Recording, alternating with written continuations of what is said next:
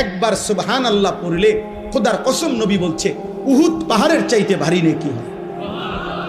একবার আলহামদুলিল্লাহ পড়লে উহুদ পাহাড়ের চাইতে ভারী নেকি হয়। একবার সুবহানাল্লাহ পড়লে জান্নাতে একটা খেজুর গাছ রোপণ হয়।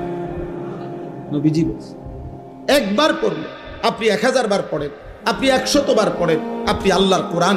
হুজুর বুড়া মানুষ, আমি আগের মতো বয়স নাই, আচ্ছা ধরে নিলাম নাই, আপনি এক শব্দ পড়তে পারতেন না? কথাটা বলেন না, আপনি এদুর কন আলহামদুলিল্লাহ বলেন তো, আলহামদুলিল্লাহ আলহামদুলিল্লাহ। এইটাই মনে করেন 10 বার বলে ছুটি। আপনি এদুর পড়তে এদুর সময়ও নাই, এদুর শরীরেও কুলাইতো না আপনার। তা এইভাবেও যদি 6 মাস পড়তেন তাইলেও দেখা গেছে 4টা সূরা 5টা সূরা আত্তাহিয়াতু দুরূদ শরীফ শিখা হয়ে যেত।